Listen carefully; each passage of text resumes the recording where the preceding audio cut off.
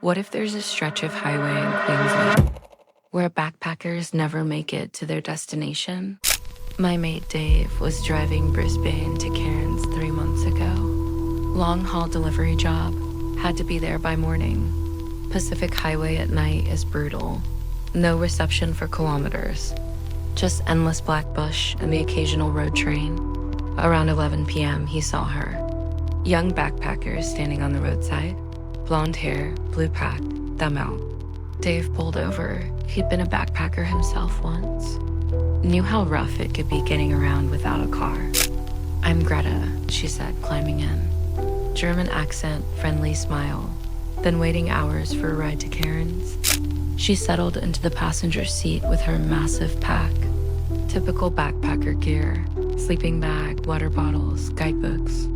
They started chatting as Dave pulled back onto the highway. Greta had all the usual stories. Fruit picking in Bundaberg. Stayed at hostels up the coast. Wanted to see the Great Barrier Reef before flying home. She'd been in Australia for 6 months, originally from Munich. Gap year before university. But something felt off about her responses. Her answers came slow, like she was thinking too hard about what to say. And she kept staring out the window into the black bush, even though there was nothing to see in the darkness. "Beautiful country," she said, "but so isolated. Easy to get lost out here. Easy to disappear." Dave agreed. The outback could swallow people whole. Search and rescue teams sometimes never found bodies. Around midnight, Dave was getting tired. Coffee would help for the remaining hours to Cairns. There was a roadhouse coming up. One of those 24-hour truck stops with a diner attached. "I might grab a coffee and stretch my legs," he told her. "You hungry? They do decent meat pies." "No," Greta said urgently. "Please don't stop. I have to get to Cairns tonight. It's very important." Something in her voice made Dave keep driving. Maybe she had a flight to catch. Backpackers often cut timing close. But as they continued north, Greta started acting stranger. She'd suddenly tense up and point to the roadside. "Did you see that car?" she'd ask. Dave would look but see nothing, just empty highway stretching ahead. Or she'd ask him to slow down. Said she thought someone was walking in the bush beside the road. Dave would peer into the darkness. Never saw anything. Just trees and scrub disappearing into black. "Lot of accidents on this stretch," Greta said quietly. "People die out here, and nobody finds them for weeks." Her voice had changed. Less cheerful tourist, more knowing, like she'd seen things. "You seem to know a lot about this highway," Dave said. "I've traveled it before," she replied, "many times. Always trying to get to Cairns." Around one, a Meg came around a sharp bend. Flashing lights ahead. Police cars, ambulance, fire truck. Bad accident. Recent one by the look of it. Car had gone off the road and wrapped itself around a massive gum tree. "Oh God, no," Greta whispered from the passenger seat. "Oh God, please no." Dave glanced over as they were waved past by a police officer. Greta was staring at the crash with absolute terror. Her hands were pressed against the window. Her face had gone completely white. "You all right, love?" Dave asked. "Pretty rough scene, but these things happen on country roads." Greta didn't answer, just kept staring back at the accident as they drove away. After they got back on the main highway, Dave tried making conversation again, but Greta had gone completely silent. She sat rigid in the passenger seat, staring straight ahead, not blinking. About 20 minutes later, Dave noticed something in his peripheral vision, something that made his skin crawl. In the soft glow of the dashboard lights, Greta looked different, translucent, like he could see the seat through her body. Dave blinked hard, thinking fatigue was playing tricks on him. Long night drives could mess with your head. But when he looked again, it was worse. She was fading in and out, like a TV with bad reception. "What the hell?" he muttered under his breath. That's when Greta turned to look directly at him, and Dave saw her eyes. They weren't blue anymore. They were completely black, like looking into deep holes in her face. "Pull over," she said in a voice that didn't sound human anymore. Multiple tones, like several people speaking at once. Dave's hands were shaking as he steered to the shoulder. Engine still running, hazard lights flashing. The moment the car stopped moving, Greta spoke again. "Thank you for the ride," she said, "but I can't go any further than this. This is where it happened. This is where I died." And then she was gone. Just vanished. The passenger door was still closed, but the seat was empty. Dave sat there in the darkness for a long time, hands gripping the steering wheel, heart hammering. Eventually, he drove to the next town and checked into a motel. Didn't sleep a wink that night. The next morning, still shaken, he went to the local police station, told them everything. The desk sergeant listened carefully, then went pale when Dave described the hitchhiker. "Mate," he said quietly, "you just described Greta Hoffman. German backpacker who went missing on this stretch 3 years ago." He pulled out a missing person file, showed Dave a photo.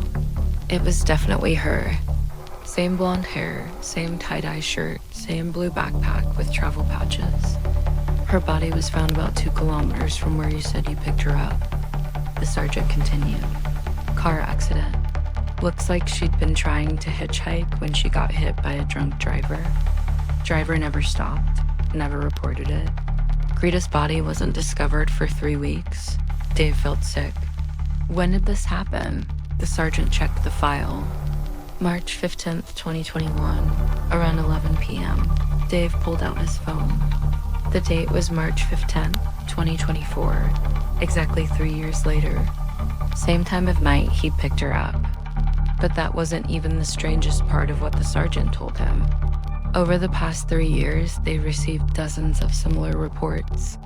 Drivers calling about picking up a German hitchhiker, always the same description.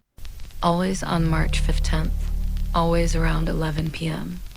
Most people thought they were going crazy and never reported it, but a few brave souls had come forward. The sergeant showed Dave a map on his desk. Red pins marked every location where someone claimed to pick up Greta. They formed a perfect line along the Pacific Highway, starting about 50 kilometers south of where her body was found. "We think she's still trying to get to Cairns," the sergeant said, "still hitchhiking one ride at a time. But she could never make it past the spot where she died." Dave left the station feeling sick to his stomach. But driving home, something nagged at him. He pulled over and called the police station back. "That accident last night," he said.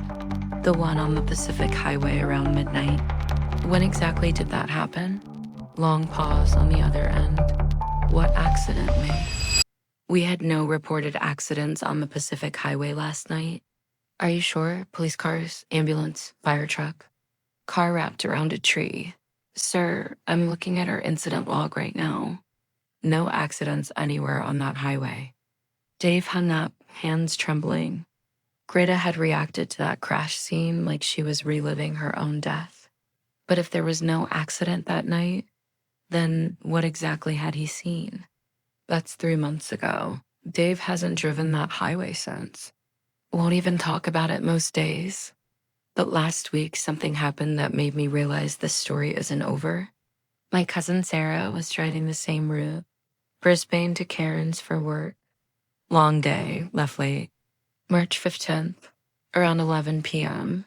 Same stretch of highway where Dave had his encounter. She saw the hitchhiker too. Same blonde hair, same blue backpack with travel patches. But when Greta climbed into Sarah's car, she said something that chilled her to the bone. "Thank you for stopping," Greta said with that same German accent. "The others are waiting for me." "Others?" Sarah asked, confused. "My traveling companions," Greta replied. "We've been collecting friends along the way." Sarah glanced in her rearview mirror to check traffic. What she saw made her nearly lose control.